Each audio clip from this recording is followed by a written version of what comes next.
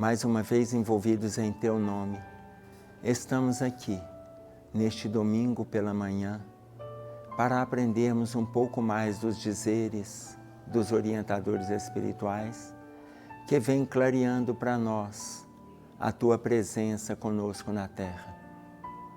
Estamos aqui, Senhor, com os corações abertos a este aprendizado, a reflexão, a mudança no nosso estado íntimo, mas que ela seja transformada em ação para não alimentarmos o campo da teoria.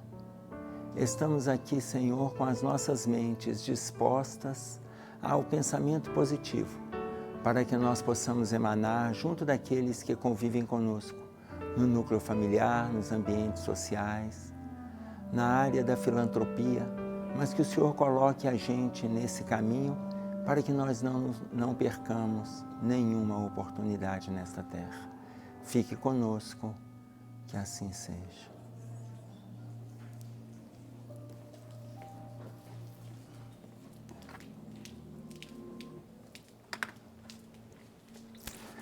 Nós estamos acompanhando o livro Justiça Divina.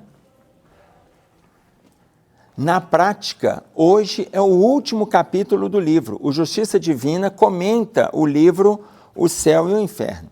Na prática, hoje é o último capítulo, Diante do Tempo.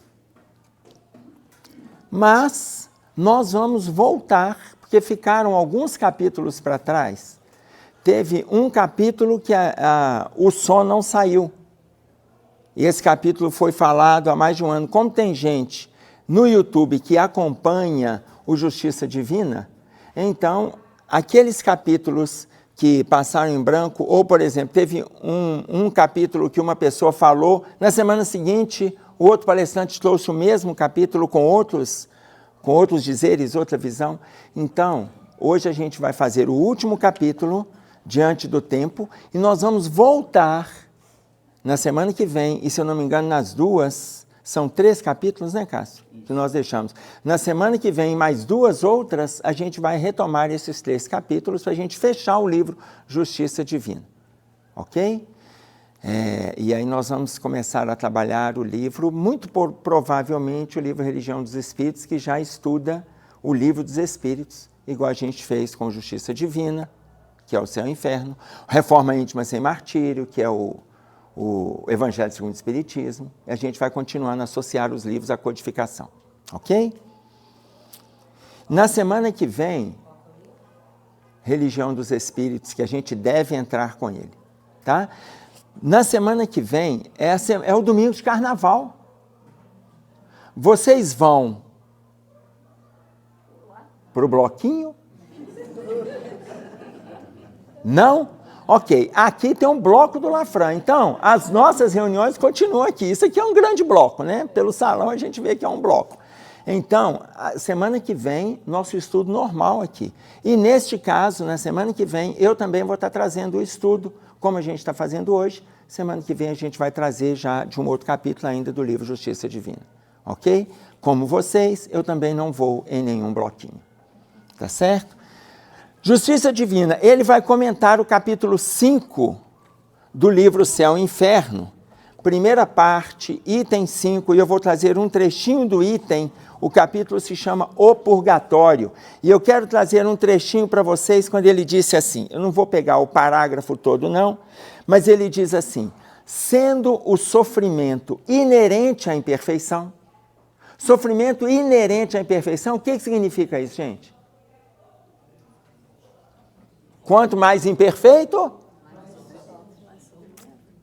Então, quando você achar que o seu sofrimento está grande demais, mas está grande demais, significa que você é?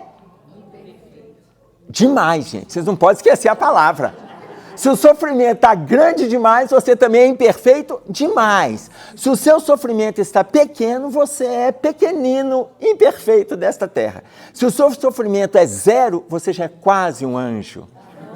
Alguém aqui tem sofrimento 0? Deixa eu cumprimentar o anjo. Não tem. Ok. Olha bem, sendo o sofrimento inerente à imperfeição, tanto mais tempo se sofre, quanto mais imperfeito se for. Ô, gente, isso é desgraça para ninguém botar defeito, não é? A gente sofre, quanto mais a gente é imperfeito, mais a gente sofre. Quando a gente luta pela perfeição, menos a gente sofre. Então, depende da nossa postura. E a gente costuma atribuir uma postura de quem? Do outro.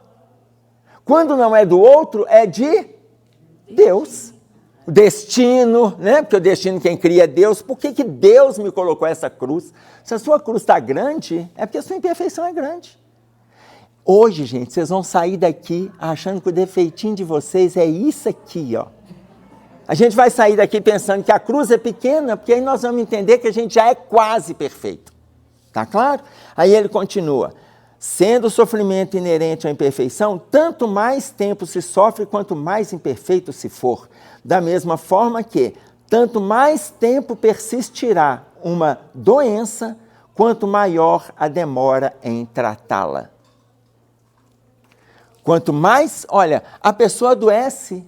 Por que ela adoece? Ela descobre a doença.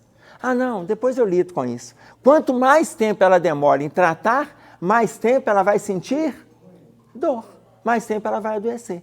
Por esse motivo que é nosso, esse é nosso, isso é da terra. Por esse motivo, o que acontece? O que vem acontecendo com as doenças? O que tem acontecido com as doenças, gente? Elas estão agravando, estão aumentando. Lembra que a gente fez referência ao CID? Claro que vocês lembram, que eu falei isso em 2019. Então, olha o que nós falamos lá. O CID, só para a gente reprisar, o CID-10 tem quantas doenças?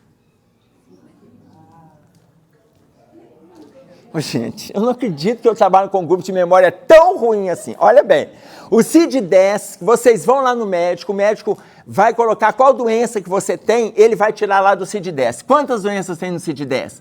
14.400 doenças. Quem acertou? Ah, mas não falou? Ah, quando olha, você vê direitinho esse povo de Minas. O povo de Minas é assim, na hora que você faz a pergunta, ele fica caladinho. Na hora que você dá a resposta, você fala assim, eu já sabia que era isso. Mineiro adora ficar em cima do muro. Ele não fala nem que sim, nem que não. E quando ele fala para ele. Agora, aí, 2019, surgiu o CID-11. Ok, CID-11. Agora a gente já pode se colocar no CID-11. Quantas doenças tem no CID-11? 50 e poucas não adianta. 55 mil doenças. Em 29 anos, do CID-10 para o CID-11, em 29 anos, quase quadruplicou o número de doenças. Quase quadruplicou. Significa que a humanidade está adoecendo muito. Embora muitas pessoas dizem assim, mas é porque a ciência está evoluindo muito. Tem nada de ciência evoluindo muito. A ciência trabalha em cima do fato. A doença aparece, a ciência trabalha. Se a doença não aparece, a ciência trabalha. A ciência não vai trabalhar em cima da doença que vai surgir daqui a 8 anos, não, gente. A ciência não vai fazer isso. A hora que a doença aparece, a ciência começa a aprofundar. É isso aqui, ó. Olha o tanto que nós adoecemos e adoecemos as pessoas em 29 anos. Tá claro? Oi, filho. A melhora dos recursos fizeram com que coisas que eram diagnosticadas como a mesma patologia passaram a ter diagnósticos diferentes porque o conhecimento mudou. Vamos pegar um exemplo? Até onde a melhora dos recursos, nós podemos pegar 2 exemplos. Vão lá na época de Jesus e pegar um exemplo nosso. Até onde a melhora dos recursos dissecou a patologia.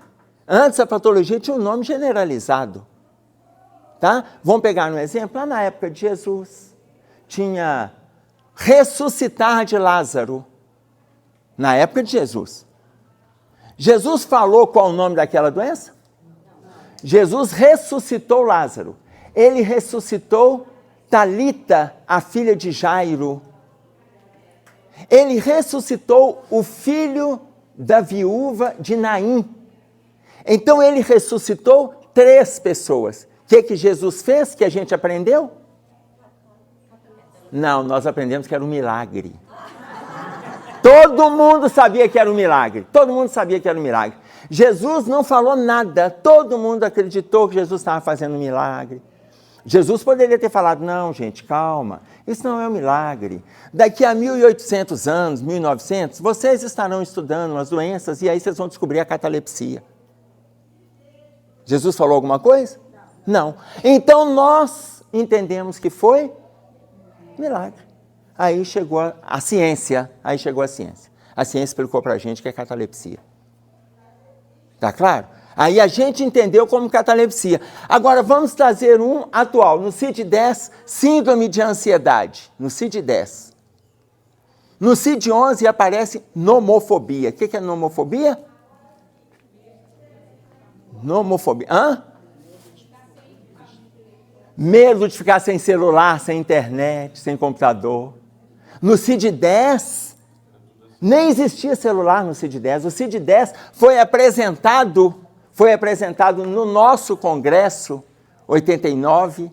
A Organização Mundial de Saúde teve acesso em 89. Em 91 ele entrou em ação, CID-10.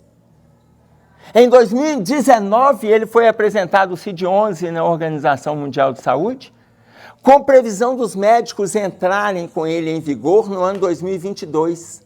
Mas nem todos ainda se adaptaram. Há 55 mil doenças, então a nomofobia vai aparecer aqui como síndrome de ansiedade. Tá claro?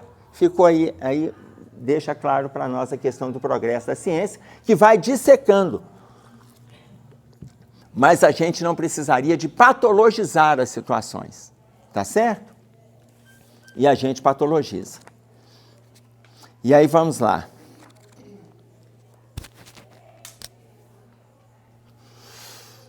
No iníciozinho do capítulo, Diante do Tempo, o que o Emmanuel coloca para nós? Contempla o mundo a que voltaste. Contempla a terra. Contempla o mundo a que voltaste, através da reencarnação para resgatar o passado e construir o futuro. Agradeça a terra. Contempla o mundo em que voltaste com esse objetivo. Favoreça a terra. Tem gente que está aqui no planeta e já pensando assim, quando eu desencarnar, quando eu morrer, eu não quero voltar para cá? Eu não preciso nem terminar a frase. Eu não quero voltar para cá nunca mais. Ô, gente, deixa eu explicar para vocês. A terra está saindo de prova e expiação para... Gente, se nós voltarmos para a terra, é tudo de bom. Já pensou você voltar na regeneração? Porque nós temos dois caminhos, dois. Ou a gente vai para a regeneração, acompanha a terra, ou a gente vai para onde? Para o primitivo, que é o planetão. Ou a gente vai para a regeneração e acompanha a evolução do planeta, ou a gente vai para o mundo inferior. Ah, mas eu não posso ir para outro planeta em provas e expiações, não? Não. Nós não temos nenhuma informação dessa da espiritualidade. O que a gente tem estudado saiu de provas e expiações, por quê? Porque nós já estamos há séculos na prova e expiação. Há séculos. Se nós não fizermos movimento de melhora, eu vou para outro planeta que também está em prova e expiação. Não, eu vou com as minhas afinidades para o inferior, porque eu também tenho muitos afins que estão descendo. Eu posso descer com eles, ou eu posso evoluir com os outros afins que estão ficando. Não tem jeito. Eu não estou no prova e expiação da Terra, mas eu estou na prova e expiação de outro sistema. De outro sistema planetário. Não, eu não vou para a prova e expiação. Ou a gente sobe ou a gente desce. Tá claro isso? Ô Emerson, é como o Davi falava, né, das imperfeições dele em Salmos, eu habitarei na casa do Senhor por longos dias. Eu habitarei na casa do Senhor por longos dias, na fala de Davi, muito relacionado ao nosso movimento de mudança. Se for apatia, desânimo, preguiça, agressividade, pensamento negativo, olha, a casa é outra. Embora todas sejam do Senhor, mas a casa é outra. Tá claro? Sol, olha o que ele fala para nós da nossa terra. Sol que brilha, nuvem que passa, vento que ondula, terra expectante, árvore erguida, fonte que corre, fruto que alimenta e flor que perfuma, utilizam a riqueza das horas para servir. Aproveita igualmente os minutos para fazeres melhor. Usa tudo isso em seu favor. Usa tudo isso em seu favor. Ele começa então o primeiro parágrafo, eu peguei 3 parágrafozinhos aqui. O primeiro ele fala, contempla o mundo em que voltaste. Contempla. O que é contemplar, gente? Valoriza, admira, observa, reconhece, utiliza tudo em seu favor. Está tudo para nós. Tudo para nós. Eu cito o exemplo de o livro que se chama 21 lições para o século XXI, 21 lições para o século XXI, de Yuval Noah Harari. Eles usam Yuval Harari. Mas Yuval Noah Harari, ele é um professor israelita. E ele tem 3 livros, agora está sendo lançado o 4º livro dele. O primeiro é Sapiens, o segundo Homo Deus, e esse terceiro, que ele fala 21 lições para o século XXI, ele vai trazendo história da humanidade. E aí ele fala, no capítulo que ele direciona a meditação, ele fala assim, que quando ele aprendeu o valor da meditação, ele começou a separar 2 horas por dia para meditar. Pelo tanto que ele progride, pelo tanto que ele aprende, pelo tanto que ele consegue perceber a divindade no estado íntimo dele. Ele não faz nenhuma colocação sobre religião, gente. Ele não fala de religião, ele fala de contemplação. É isso aqui, ó. Ok, vamos trazer para a gente. Imagina a gente conseguir meditar 15 minutos todo dia. A gente vai... Não ia ser uma beleza? 15 minutos, gente. Não precisa de muito tempo, não. 15 minutos sem atender um telefone, sem olhar uma rede social. 15 minutos. 15 minutos você valorizando a natureza. Mas se não der conta 15, faz 5. Se não der conta 5, faz 3. Começa um exercício de contemplação àquilo que a gente está assistindo. Começa um exercício. Tá claro? 15 minutos todo dia já muda o nosso estado íntimo, que é essa contemplação. Claro que eu gosto de trazer um exemplo de contemplação. Estávamos, eu, a Gladys e as meninas lá em Piúma, quando Piúma, aliás, na década de 90 isso, década de 90, só tinha 2 filhas. Então, nessa época, eu sempre tive o hábito de acordar cedo, 4h20, 4h40, sempre, independente de ter o trabalho do Lafran, isso antes do Lafran. Um dia minha mãe colocou para a Gladys assim, o Emerson, um 1º de janeiro que estava aqui, a gente terminou as tarefas aqui, e ela perguntou para onde eu estava indo, eu falei assim, agora eu vou para a Lagoa da Pampulha. Ela falou assim, você vai aonde? Eu falei, 1º de janeiro, 7h15 da manhã, nós terminamos de dar banho nos meninos, eu vou na Lagoa, que eu vou caminhar. Ela falou, você vai caminhar? Eu vou dormir. Eu falei, mas eu vou caminhar. Você quer ir caminhar? Eu falei, não, é claro que não, caminhar às 7 horas da manhã. Aí minha mãe chegou e falou com ela assim, ele sempre foi doente. Quando ele era menino, ele saía cedo de dentro de casa, 5h15 da manhã, saía com a bola na rua e voltava bravo, porque não tinha ninguém para jogar bola. Eu falava com ele assim, todo mundo dorme, você que não é normal. Vai deitar, espera, daqui a pouco as pessoas vão acordar. Mas ninguém acordava, eu achava isso um inferno, esse povo dormir. Isso quando era menino. Estávamos lá em Piúma. E aí, acordei cedo, fui caminhar lá em Piúma. Estávamos num local que se chama Pontal do H. Pontal do H, porque lá tem um monte que se chama Monte H. E aí a gente estava ali no final daquela praia, próximo àquele monte, e eu caminhava ali, próximo ao Monte H. E aí na hora que eu cheguei em casa, isso no primeiro dia, quando eu cheguei em casa, eu cheguei na pousada, a Gladys estava acordando ela, as meninas, para onde você andou? Eu falei assim, eu fui ver Deus. Você foi ver Deus? Fui ver Deus. Mas como ver? Que ver Deus, Emerson? Eu falei assim aqui, ver o sol nascer atrás do mar eu fui ver Deus. E ela falou assim, Emerson, deixa eu te falar, Deus dorme. Você não dorme, problema seu, mas Deus dorme. Ele já construiu o mundo em 6 dias e ele está em sono. Eu falei assim, eu fui ver Deus e ele estava lá. Eu falei assim, você quer caminhar comigo? Porque eu acordo esse horário, eu já vou ver Deus. Ela falou assim, se eu tiver que acordar essa hora para ver Deus, eu não vou ver Deus nunca. Quero ver Deus, não. Ok, no dia seguinte eu fui. Enfim, Monte H. É verdade, continua até hoje sem ver Deus. Até hoje. Pois é, só dando banho nos meninos. Aí, 2 anos depois, um casal de amigos foram lá. E aí, eu não tinha entendido por que se chamava Monte H. Porque a gente pensa na letra H, no minúsculo, no maiúsculo, mas não era isso. Aí lá estava escrito Monte H. H. Na linguagem dos índios puris que habitaram aquele lugar, H significa lugar de ver Deus. Então imaginem, quando eu falo eu fui ver Deus, olha, eu só estava caminhando, eu nem escalei, porque hoje lá tem caminho para escalada, para ver Deus, para ficar ainda mais perto dele. Contemplação.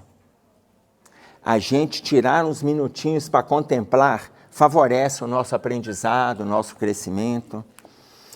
E aí o Emmanuel continua, perdeste nobres aspirações e desenganos esmagadores.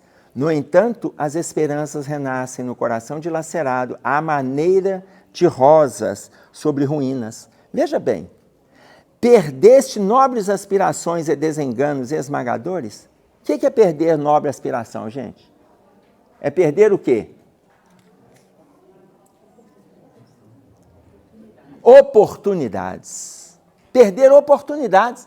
Você perder novas aspirações, você perder nobres aspirações é perder oportunidades em desenganos. É fazer engano, cometer o erro, é perder oportunidades. Oportunidade de quê? De melhorar, de corrigir, de progredir, de auxiliar, de acolher. É perder oportunidades. E aí ele diz mais, no entanto, as esperanças renascem no coração dilacerado à maneira de rosa sobre ruína.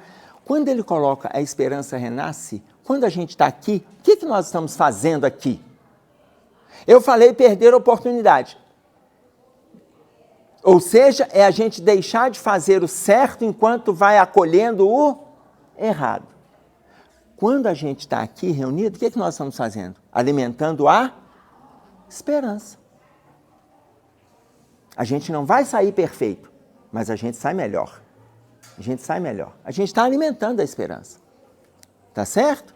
Aí, ele diz mais, perdeste créditos valiosos na insolvência passageira que te aflige o caminho. Insolvência é a gente não pagar o que deve. Perdeste créditos valiosos na insolvência passageira que te aflige o caminho. A gente vai deixando muita gente e a gente não paga o que deve. Mas o que é pagar o que deve? Por exemplo, não é aquela dívida que você vai desencarnar e vai deixar aquela pessoa lá. Resgatar desafetos. Pagar o que deve. Resgata desafetos. Aqui, tem alguma situação que você sabe de dificuldade que você plantou, você sabe. Vai lá e pede desculpa para a pessoa. Resgata isso. Resgata isso. Emerson, muito dessas insolvências também, e a gente fica dando murro em ponta de faca com coisas que vieram como provas para a gente. Mas a gente não aceita a prova e você briga contra ela. Não vai resolver, não vai se dissolver desta forma, né? Então, não perde a sua energia naquilo que você tem que passar. Então, você está dando do contra, brigando, né? O tempo todo com aquela prova que veio para o seu caminho, de qualquer natureza, física, espiritual, emocional, o que for, né? Financeira. Sim. Mas aí você está gastando muita energia na briga contra e não na solução. Olha só a forma, para a gente sair desse movimento de comodismo, né? De achar que tem que ficar ali numa luta, ou seja, na insolvência de não buscar o reajuste, olha como que Joana de Ângeles coloca para nós no livro Jesus e a Atualidade, no capítulo 13. Revoluciona-te. Faz um movimento de mudança. Para de ler. Faz um movimento de mudança aqui.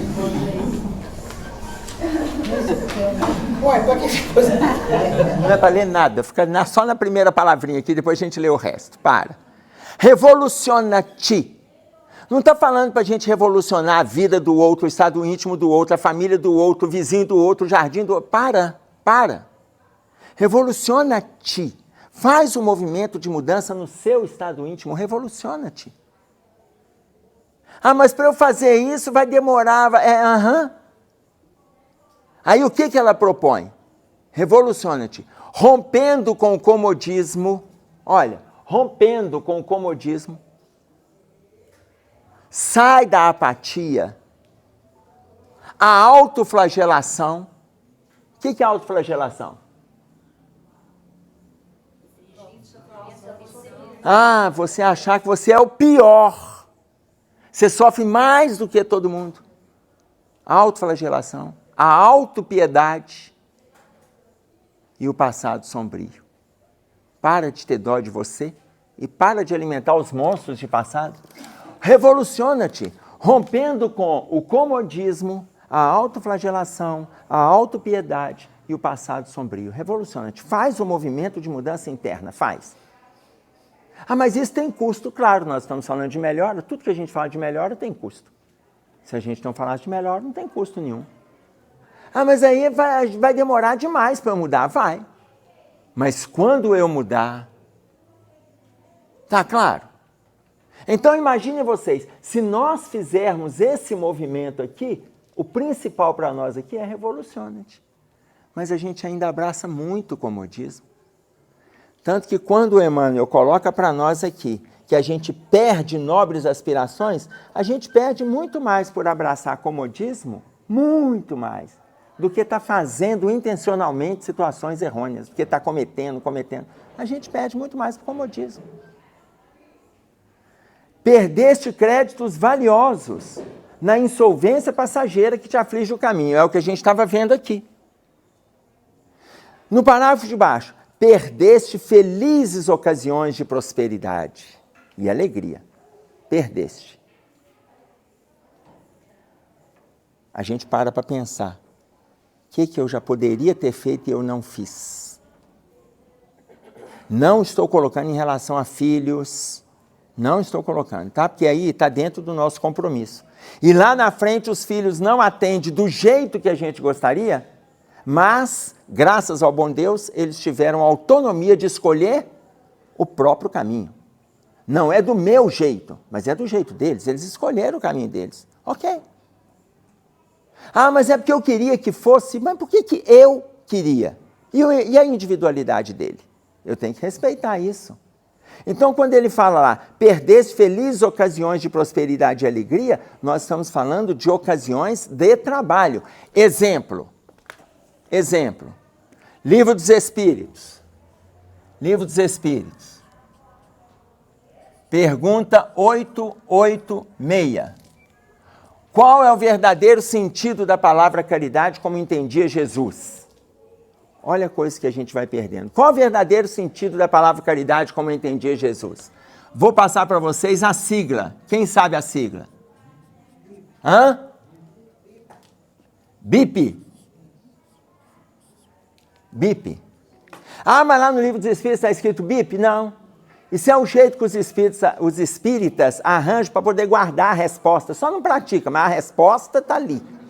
Tá claro? A resposta está ali. Eu tenho as respostas na ponta da língua aqui, ó. Aqui, BIP. Qual o verdadeiro sentido da palavra caridade como entendia Jesus? Benevolência para com todos. Indulgência para com as imperfeições alheias e perdão das ofensas. Benevolência para com todos.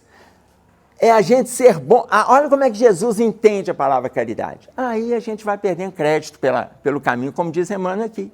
Porque a gente está com dificuldade de fazer igual Jesus. Aí o Kardec, ele pergunta antes disso aqui, ele pergunta lá na questão de número 625, quem é modelo e guia para a gente seguir na terra? Jesus. Aí, se Jesus é modelo e guia, olha como que ele entende a palavra caridade. Benevolência para todo mundo. Seja bom para todo mundo. A gente já tem dificuldade. Vocês querem ver um exemplo simples? Vou pegar um exemplo simples. Você chega na sua casa cansado, à noite, você faz um lanche, vai lanchar ou vai jantar, aí você deixa talheres, prato, panela que já está vazia lá, você deixou na pia para amanhã. Amanhã você vai sair correndo, você tem uma caridade, você vai visitar a casa espírita, vai visitar uma comunidade, vai visitar um lar de idosos. Você vai, ou seja, você é bom? Não. Você está saindo para fazer o bem, mas você não é bom. Você sai para fazer o bem, mas deixa o outro trabalho para quem está na retaguarda. A cozinha ficou. Ou seja, o que diz o ditado para nós? Aonde tem o folgado, tem o sufocado. Onde tem o folgado, tem o sufocado. Aí deixou a cozinha naquele estado ali, você saiu para fazer caridade. Por quê? Você foi fazer o bem, mas fazer o bem não é ser bom. Fazer o bem está incluído, mas ser bom é fazer o bem o tempo todo. Ser bom é fazer o bem o tempo todo. Se eu cheguei e encontrei daquele jeito, eu vou pegar, eu vou lavar, eu vou limpar, eu não vou deixar trabalho para terceiro, não fui eu que sujei. Então eu não vou deixar que terceiro faça no meu lugar. Mas à medida que eu vou deixando que outro faça, eu estou fazendo bem. Aí então quem fala, Moema, você é bom? Não, eu não sou bom. Mas eu faço bem. De vez em quando eu faço um trabalho de caridade aqui, outro ali, eu vou fazendo bem. Mas eu consigo fazer o bem o tempo todo? Não. Porque quando eu der conta de fazer o bem o tempo todo, eu estarei entendendo a profundidade da palavra benevolência. Benevolência é ser bom, não é fazer o bem. A gente faz o bem, mas não faz o bem o tempo todo. Acabei de dar um exemplo de não fazer o bem o tempo todo. Até Jesus, olha a humildade de Jesus. Quando ele é questionado pelo jovem rico, o jovem rico fala com ele, vai ser questionado, não vou falar da parábola não, mas o jovem rico faz a pergunta, bom mestre, o que devo fazer para conquistar a vida eterna? Aí Jesus fala, quem sabe a resposta? Vai todos os seus bens para lá. Não, calma, não é essa a resposta não. A primeira coisa que Jesus faz é corrigir o jovem.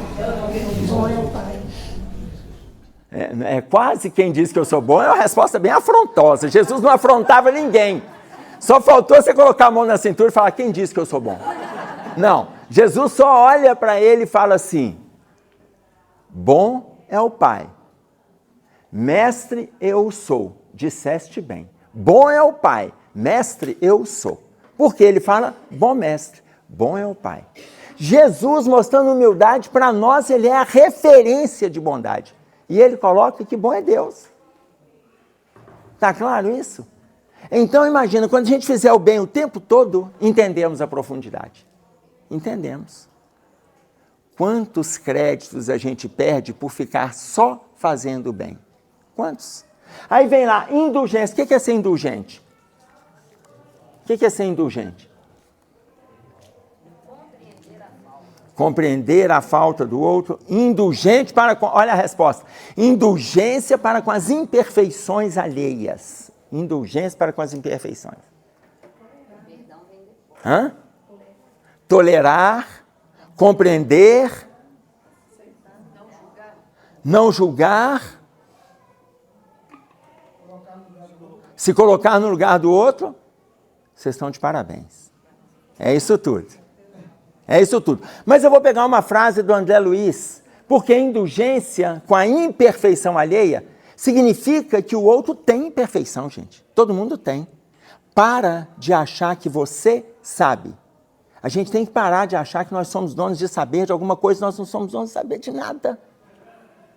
Aí o que o André Luiz coloca para nós no livro Sinal Verde? Pense nos outros. Pense nos outros. Pense em todo mundo. Pensa no expositor espírita, pensa no marido, na esposa, pensa nos filhos, pensa nos vizinhos, pense nos outros. Olha em que condição. Não em termos de angelitude ou perversidade. Pense em todo mundo. Não como um anjo e nem como perverso. Não em termos de angelitude ou perversidade. Mas na condição de seres humanos, com necessidades e sonhos, problemas e lutas, semelhantes aos teus. Olha aqui, a gente está fazendo bem. Todo mundo está tranquilo que faz algum bem? A gente faz algum bem? Vocês estão na dúvida? Não? Vocês estão tranquilos que fazem algum bem. Está ótimo. Então, nós já somos, pelo menos estamos no caminho da bondade. Ainda não somos bons, mas estamos no caminho, não estamos? Mas a gente não está tão bem quanto Francisco de Assis. Alguém aqui acha que está? Ótimo, maravilha. Mas a gente também faz trem errado? Vocês estão na dúvida. Falar para a gente angelical é assim. A pessoa fica, às vezes, ficando lá no fundo se tem alguma coisa. A gente faz o erro, mas não estamos tão mal quanto Hitler. Agora vocês falaram em coro. Então você imagina, a gente faz o bem, mas não estamos como Francisco de Assis, e a gente comete enganos, mas não estamos tão perversos quanto Hitler. Então entre Hitler e Francisco de Assis, a gente se vê. Entre Hitler e Francisco de Assis, todos nós nos encontramos. Pense nos outros, não em termos de angelitude ou perversidade, mas na condição de seres humanos, com necessidades e sonhos, problemas e lutas, semelhantes aos teus. Fica fácil a gente entender misericórdia? Ou seja, qual que é a proposta de Jesus, o verdadeiro sentido da palavra caridade? Ser indulgente. E por fim, perdão das ofensas. Perdão das ofensas. Joana de Ângeles tem uma mensagem que se chama Perdoa-te. Além da colocação da Joana de Ângeles, por quê? Aqui ele está falando perdão das ofensas, ele está falando no sentido global. A gente perdoar e se perdoar. Perdão das ofensas. Perdoe tudo, perdoe todos. Perdoe tudo e perdoe todos. Aí a gente começa a pensar se a gente dá conta do perdão. O livro de um pastor americano, Brian Zahnd, se chama Incondicional. É um livro que fala só sobre perdão. O pastor Brian Zahnd, o livro chama-se Incondicional, um convite de Jesus ao perdão radical. Ele vai trazendo várias histórias e explicações sobre o perdão. Várias histórias e explicações sobre o perdão.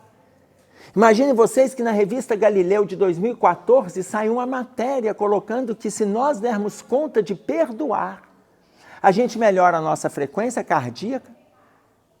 Está na revista, gente, 2014, tem 10 anos, a gente melhora a frequência cardíaca, melhora os nossos exames de sangue e melhora o colesterol. Está lá na revista. Imagina, só da gente dar conta de perdoar. Não é aquele perdão que depois você olha para a pessoa e lembra do canalha que ele é. Não, não é isso não. É um outro perdão. É esse perdão que vai te trazer o bem-estar fisiológico. Ele atua no nosso estado fisiológico. Tá claro?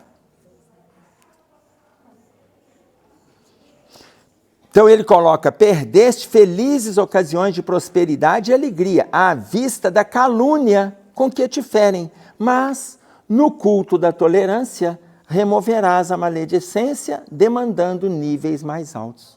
Com tolerância, a gente supera isso. Ah, porque falaram que eu falar. Gente, e daí se falaram? E daí? Hoje as redes sociais virou o inferno. Ela tem tudo para nos ajudar, mas para quem sabe pesquisar, para quem sabe aprofundar. Para quem não sabe, vai ver no TikTok. É claro, vai vendo. Você pega os jovens, fugir de nós aqui. Filha, qual é o seu nome? Giovana. Giovana está aqui na minha frente. Você está com 16 anos, filha? 17 anos. Os jovens hoje, da parte da Giovana, já vou usar a Giovana de exemplo, ela vai chegar para o pai dela e vai falar assim, semana que vem eu não quero voltar dessa casa nunca mais também. Semana que vem é o meu primeiro domingo que eu não volto mais, principalmente se for aquele cabeludo que estiver falando. E vai ser, viu, Giovana? Você pega os jovens, eles têm uma habilidade para mexer com o celular, uma habilidade para mexer com o tablet, eles têm uma habilidade. Se você tiver dúvida, eu estou dando o exemplo da Giovana, porque ela é a mais nova que está aqui conosco, tá claro? Pega um menino de 3, de 4, de 5, que com ele não sabendo ler, ele faz a pergunta para o celular responde para ele. E a gente fala assim, gente, mas como é que ele sabe isso? Não precisa pegar o menino, não. Pode vir no Osta aqui, que é o nosso cadeirante, pega com ele lá, que ele faz a pergunta pro celular. Quanto ficou? Ele pergunta assim, quanto ficou o jogo ontem da Arena do Galo, Cruzeiro e Atlético? O celular fala, na Arena do Galo, no jogo Cruzeiro e Atlético, ficou 2-0 para o Cruzeiro. Gente, eu estou passando uma informação absolutamente sincera, desprovido de qualquer preferência futebolística, embora eu realço o bem-estar dos cruzeirenses e do cabuloso. Então, mas é isso que aconteceu, vou fazer o quê? Só estou dando um exemplo do celular, tá? E outra, esse exemplo não estava aqui na Justiça Divina, veio inspiração na hora. Eu tenho muito mentor cruzeirense, muito bacana, né? Eu tenho muito mentor cruzeirense. Você imagina, então, se falaram alguma coisa que te agride, que não te atende, se falaram, gente, passa por cima daquilo. Aí quando eu falo lá, eles têm uma habilidade para tudo. Tem ou não tem, Giovana? Tem. Agora, pegam as situações mínimas que a gente foi obrigado a saber, hoje eles nem são obrigados. Vocês vão lembrar, o exemplo que eu mais dou é o exemplo da tabuada. A gente foi obrigado a decorar a tabuada. O jovem hoje não precisa não, porque se ele tiver uma conta, ele vai lá, pesquisa lá. 8 vezes 5, tá lá. 7 vezes 3, 9 vezes 7, tá lá. O celular vai respondendo antes da gente contar no dedo. Tá claro? O celular vai respondendo. Fica fácil ou não fica? É assim ou não é, Giovana? Adoro o jovem. No meu caso foi diferente, porque... Seu pai não deixava. Ele falou, não, você vai aprender, você vai decorar. Isso, meu filho, parabéns, viu? Parabéns. Se tiver mais algum pai assim, ó, faz questão de apertar a mão, que cobre, né? É isso aí. Então, o que a gente percebe? Se falaram alguma coisa que não atende o nosso estado íntimo, passa por cima daquilo. Aí a gente vai lá, falou que eu sou isso? Vai ver também. Eu vou responder para ele. Eu vou responder. Imediatamente a gente vai lá e responde. Vocês vão lembrar lá do passado. O passado era bacana, né? Alguém escrevia para a gente escrevia, porque não existia nada, não existia celular. Alguém escrevia. Você ficava com uma raiva quando você recebia aqui a carta, uma raiva. Aí você programava, eu vou escrever também, eu vou acabar com ele. Aí você olhava no relógio, nossa, mas está na hora de ir para o trabalho. Aí você ia para o trabalho. Você ia acabar com a raça da pessoa. Aí você vai trabalhar o dia inteiro. À noite você vai escrever. A raiva que você teve de manhã já mudou. Já diminuiu. Aí você escreve. Amanhã você vai colocar no correio. Amanhã. Quando você coloca no correio, você ainda relê. Aí você relê e fala, mas não é tudo isso. Ele é chato, mas não é um imbecil que eu estou falando aqui. Aí você vai corrigir a carta. Quando chegava para ele já era brando. Era quase um consolo a dor dele. Tá claro? Hoje vai chegando e você sente a necessidade de sair respondendo. Respondendo o quê? Ninguém te perguntou nada, só falou mal de você. E se alguém falar mal de você, gente, não tem problema nenhum. A pessoa pode falar o que ela quiser. A pessoa é livre, pode falar o que quiser. Se falar bem, se falar mal, não tem problema nenhum. E se ninguém te perguntou nada? Você não responde, que é o meu hábito? Não responde nada. Por que se você não responde nada? Não, ninguém me pergunta nada. Só vai falando, eu também. Deixa eu falar. Tá claro? Oi. Não, e o posto do correio na minha cidade só abria meio-dia. Nossa, você tinha a manhã inteira. Pois é. E era até às 5, realmente. De meio-dia às 5. Então ainda tinha ainda. E ainda tinha a manhã inteira para trabalhar aquela carta. Puxa vida. E eu nem estou falando do Brasil Império, hein? Que a carta ia de navegação. Chegava 10 dias depois, ela chegava em Portugal. Ah, que beleza. Quando ela chegava lá, você desencarnou aqui. Oi, Elaine. É que você realmente não responde. Outro dia eu te mandei oi para fazer a pergunta e esperei você responder oi. Como você não respondeu, eu não fiz a pergunta e chegou na sua. Acabou, ótimo. Olha a experiência concreta. Ela me mandou oi e eu não respondi nada. Ué, é só oi? Não tinha interrogação. Aí esperou que na hora que ele me respondeu, eu pergunto. E eu não falei nada, a pergunta ficou. Eu aposto que você até já esqueceu daquela pergunta da época. Agora, se falar assim, Emerson, estou precisando de falar com você. Olha, aí eu já falo assim, fique à vontade, utilize o Zap. Pronto. Aí a pessoa vai mandar a pergunta, o texto, o capítulo, o livro, leia tudo e depois comenta comigo, ok. Mas a pessoa passou uma informação. Aí fala, oi, ou então fala assim, bom dia. E eu penso, para você também. Pronto. Então, eu já estou desejando bem para aquela alma, gente, já está bom demais. Isso, eu já estou na transmissão de pensamento. É. E a pessoa já sabe, que bom, recebi o bom dia do Emerson. Resolveu. Oi. Consola ela, que eu te fiz uma pergunta na quarta com 3 interrogações. Que dia que você me respondeu? Lá no Zap. Coloquei, gente. Cadê você, criaturinha? A criaturinha entrou no portão sem me responder. Eu falei, eu tô aqui. Eu já cheguei essa pergunta às 3 horas. Cadê você, minha criaturinha? Aí o que acontece é assim... É porque eu avisei no final de semana, olha, quarta eu vou ter uma palestra lá no Glacos. E aí conversamos lá na mesa. Minha filha falou assim, então eu vou também, que não sei o quê, depois eu vou... Enfim, ficou informado, porque estávamos na mesa conversando. Então é quarta-feira? Quarta. Então eu saio do consultório e vou direto para a palestra. Pronto. Quando dá 9 horas, eu falei, cadê você? Não. Mas é porque não presta atenção. Aqui, dá um exemplo para vocês de prestar atenção. Estava saindo do consultório na sexta-feira lá em Contagem, um tempo atrás. E aí ela passou o recado assim, você já saiu do consultório, está vindo para casa? Quando vier, passa na padaria e traz isso. E aí eu respondi, vai demorar um pouco a chegar o pão que você está pedindo. Aliás, hoje é sexta, ele deve chegar para você na segunda-feira.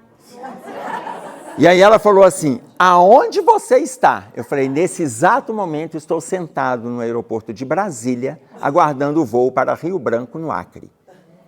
Ela falou assim, o quê? Eu falei assim, e você sabia? Aí ela falou assim, eu estou indo para o Acre, devo chegar lá, o voo é 9 e pouco da manhã, ele vai ter outra escala em Porto Velho, para depois chegar em Rio Branco, devo chegar lá entre 2 e 3 da manhã. Tem uma palestra sábado de manhã, tem um seminário sábado à tarde, tem outro seminário domingo de manhã, pego o voo na hora do almoço, entre 1 e 2 horas da tarde, madrugada de segunda eu estou aí e levo o pão. Mas eu não sabia que você ia. Sabia, só que esqueceu. Sabe aquela história? Porque assim, faz a pergunta, mas não espera a resposta. Quem convive com o mundo feminino... Você anota, tá? Por isso que eu respondi pelo WhatsApp. Isso. Eu não telefonei para falar, a resposta vai ficar lá, porque toda vez que der raiva, leia. Aqui, perdeste familiares queridos. Olha que isso dá perda de família. Cuidado com esse movimento. Perdeste familiares queridos que te largaram à solidão. No entanto, recuperá-los-ás tão logo consigas sazonar os frutos do entendimento. Ou seja, consiga passar por aquele tempo, o tempo do luto, o tempo da dor, o tempo da angústia, o tempo da tristeza. Tão logo consiga passar por esse fruto sazonado do entendimento, na esfera da própria alma, a gente tem facilidade para fazer o entendimento.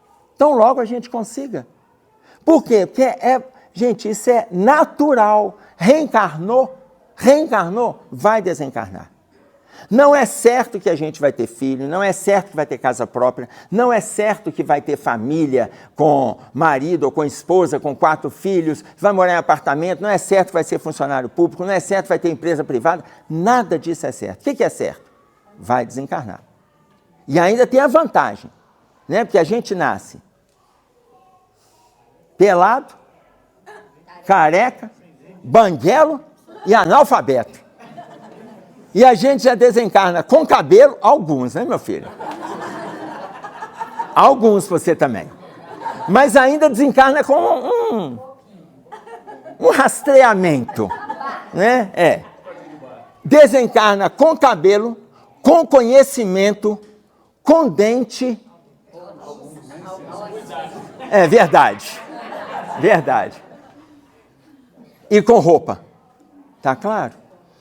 Então, perdeste afetos sublimes na fronteira da morte, todavia, reaverás todos eles um dia, quando te sentires de espírito libertado nos planos da grande luz. Perde, mas a gente reencontra. Ah, mas e se tiver padrão vibracional diferente, sintonia diferente? A gente reencontra. Por que a gente reencontra? Ou a gente reencontra num padrão que vai ser ajudado, ou a gente estará num padrão pronto para ajudar, mas a gente reencontra. Não tem como não ter o reencontro. Por quê? Porque depende também do nosso estado íntimo. E aí, olha a Joana de Ângeles, colocando para nós aqui, também no capítulo 13 do livro Jesus e Atualidade. Se queres o triunfo real, sai a campo e luta. Abre-te ao amor e ama sem esperar resposta. Se queres o triunfo real, sai a campo e luta. Abre-te ao amor e ama sem esperar resposta. Olha o que ela está propondo. Se você quer vencer, é se quiser. E se não quiser, não tem problema não, gente. Ninguém é obrigado. Se não quiser vencer hoje, luta amanhã. Se não quiser amanhã, depois. Não. Olha, Deus vai permitindo que o livre-arbítrio da gente, nos conduza. Lembram que a gente fala, a gente lê e escuta que Deus é bom e justo. Ouvimos isso? Isso também está na introdução do Livro dos Espíritos. Deus é bom e justo. É bom. Por quê? Nos dá o livre-arbítrio para atendermos o si. Nos dá o livre-arbítrio.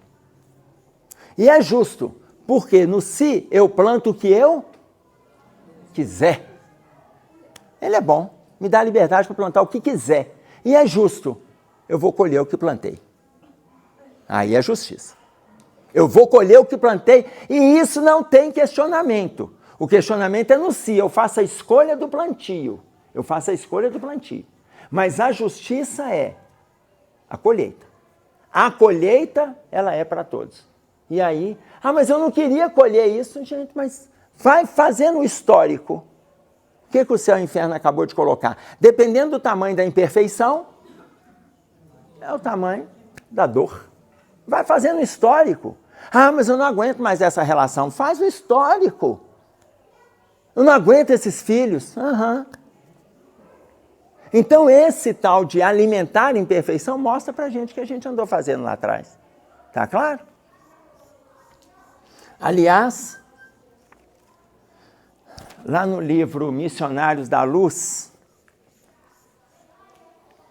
no capítulo 13, vai falar sobre Anacleta. E aí a gente vai ver isso aqui, olha. Se queres a vitória, sai a campo e luta. Sair a campo, gente, nessa encarnação e em outras. Sai a campo e luta. Abre-te ao amor e ama sem esperar retorno. Ama sem esperar resposta. Lá no capítulo 13 do livro Missionários da Luz tem um fato de Anacleta. Anacleta conversando com Manassés e André Luiz. Aí a Anacleta fala que ela está reencarnando. E aí o Manassés fala assim, você está preparada, né, minha irmã? Vai dar tudo certo, se Deus quiser. Ela fala assim, mas você sabe, né, ô Manassés, a minha luta lá vai ser difícil. Ele falou, não, mas você dá conta, você tem muito tempo de preparo. E aí, depois eles se despedem. O André Luiz pergunta para Manassés assim, ela não pareceu tão segura do movimento reencarnatório. Posso saber qual é o envolvimento dela de passado? Por que ela está insegura? Pode. No passado ela era casada, teve 4 filhos, 3 rapazes e uma moça. E ela sempre achou seus filhos bons. E ela beneficiou, naquilo que ela achava dos filhos, ela beneficiou com tudo mais. Então, ela sempre excedeu na educação dos filhos. Com coisas, ela foi excedendo, ela não colocou limite para os filhos. E o marido, ele discordava dessa postura. Mas, para não comprar conflito, ele sempre manifestava a sua posição, mas ela era muito incisiva em favorecimentos. E ela foi favorecendo os filhos desde criança. E os filhos cresceram, adolesceram, adulteceram, e depois eles usaram esses benefícios aproveitando os excessos que a mãe permitia, ainda que tivessem as contraposições do pai. E nos excessos, eles foram desencarnando, envolvidos com os excessos. O primeiro, o segundo, o terceiro e depois a filha. Todos desencarnaram. Quando ela desencarna, ela toma ciência de que os 4 estão sofrendo no umbral pelos excessos que eles utilizaram na vida física, segundo o que eles receberam. E ela começa a se condoer com a culpa dos filhos. E ela vai trabalhando insistentemente a luta dela. Ela vai trabalhando insistentemente para resgatar os 4 filhos da treva. E ela resgata o primeiro, resgata o segundo, o terceiro, o quarto. E aí ela programa reencarnar. Isso demorou, o resgate deles demorou mais de 30 anos. Ela trabalhando mais de 30 anos para resgatar os 4 filhos. Quando ela tem condições, ela volta ao corpo físico e vai receber os 4 filhos de novo como filhos. O primeiro vai vir com uma deficiência visual. O segundo vai vir com uma paralisia física. O terceiro vai vir com um atraso mental. E o quarto, a menina, ela vai vir com diversos distúrbios emocionais, embora a única que será fisicamente perfeita, para ajudar a mãe no cuidado com os irmãos, porque a mãe vai ficar viúva após o nascimento do 4º filho. Ou seja, gente, olha o tamanho dessa cruz. Está pesado ou não está? Vocês estão na dúvida. Vocês não estão achando que a de vocês está pior, não, né? Então, olha o tamanho dessa cruz. Mas ela se abriu ao amor. Porque dar tudo não é amar.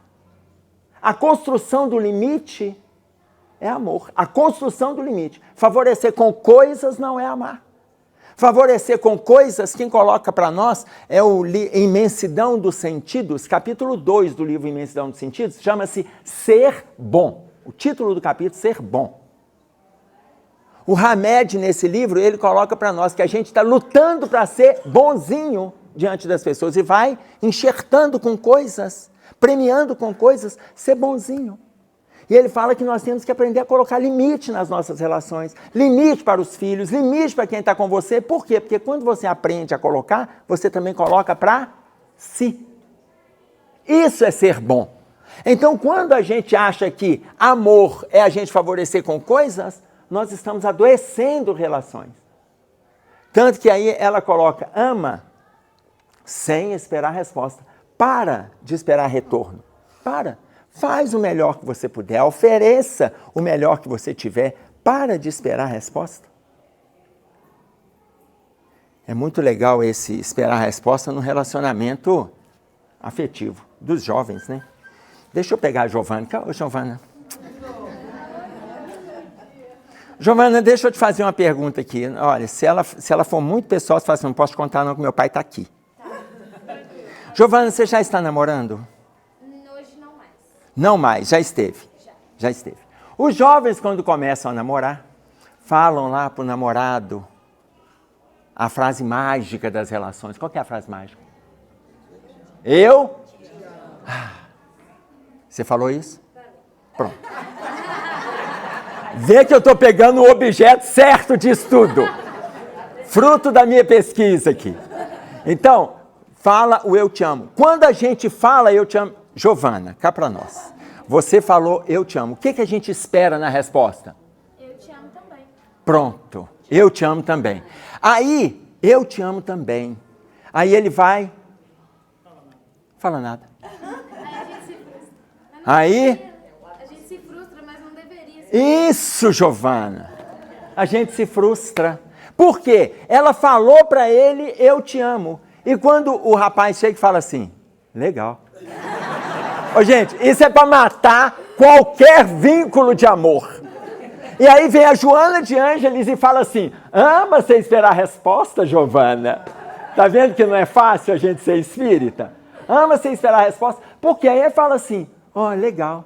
Aí a pergunta que vem da menina, você não me ama, não? Não, não é bem isso. É porque a gente está começando agora, só tem 4 anos de namoro. Então não é bem isso. E aí vai fugindo da resposta e vai fugindo. Agora, Ou então fala, o idem ainda a pessoa repete, fala que é igual o ghost, né?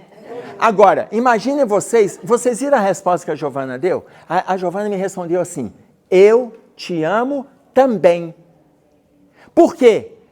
Se ela falar assim, eu te amo, olha aí você vê que o jovem não tem noção nenhuma de português. Por quê? Porque se ela fala, eu te amo, e ele fala assim, eu também, significa que ele também se ama. Que ele não a ama, ele também se ama. Na hora que eu perguntei para ela, o que você esperava de resposta? O que ela respondeu? Eu te amo também. Porque quando responde eu também, Emerson, eu te amo tanto, eu também me amo. Né? A relação comigo está indo muito bem, obrigado. Tá claro? Tá ótima. Tá? Aí o que a Joana de Ângeles propõe? Ama sem esperar a resposta. Porque normalmente é isso mesmo, viu, filha? A gente espera que a resposta chegue e nos atenda. Tá? Então, se queres o triunfo real, sai a campo e luta. Abre-te ao amor e ama sem esperar a resposta. Só para a gente aqui um pouquinho. Você acabou de ensinar muitos a darem a resposta para ficar em cima do muro, tá vendo? Eu também. Exatamente.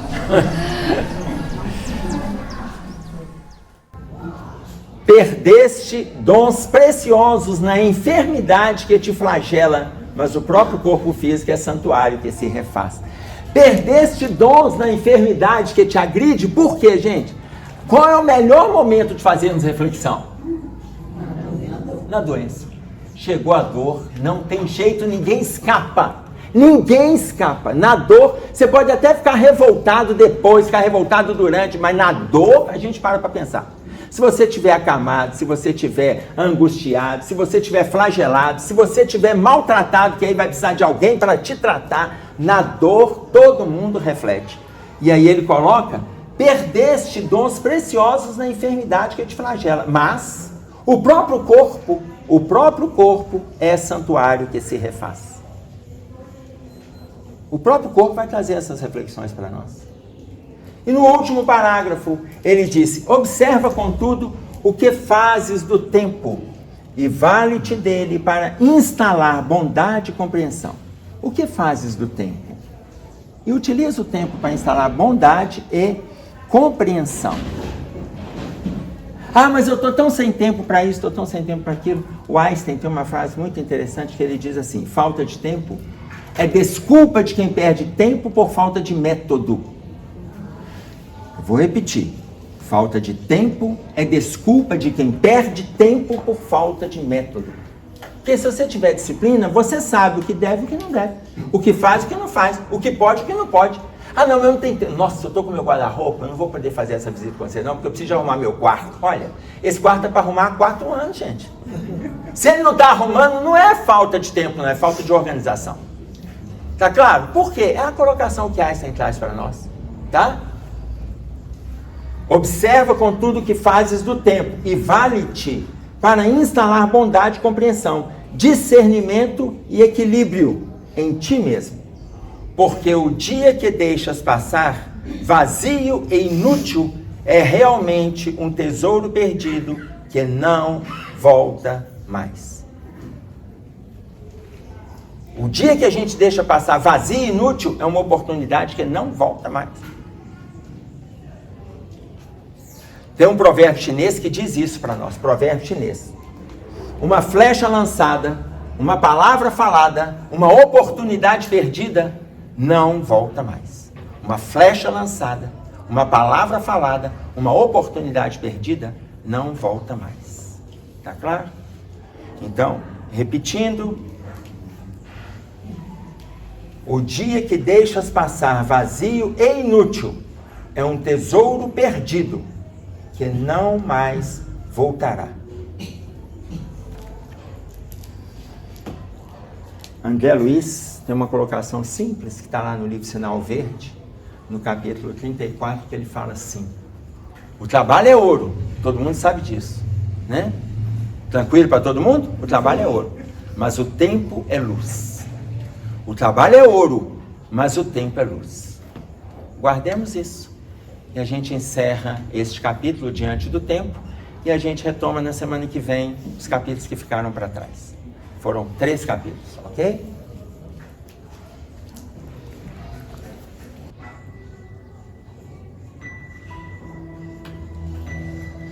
Nós vamos fazer a nossa prece para a gente encerrar.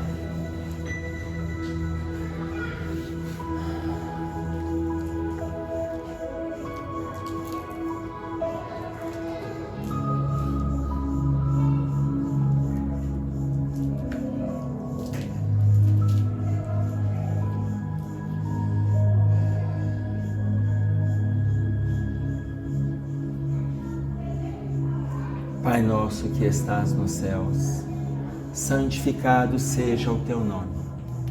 Venha a nós o teu reino, seja feita a tua vontade, assim na terra como no céu. O pão nosso de cada dia nos dai hoje. Perdoe as nossas dívidas, assim como nós perdoamos os nossos devedores. Não nos deixeis cair em tentações, mas livra-nos do mal, porque teu é o reino, o poder e a glória para todo sempre. Com esta prece, Senhor, estamos encerrando o nosso estudo desta manhã de domingo. Fique conosco, que assim seja.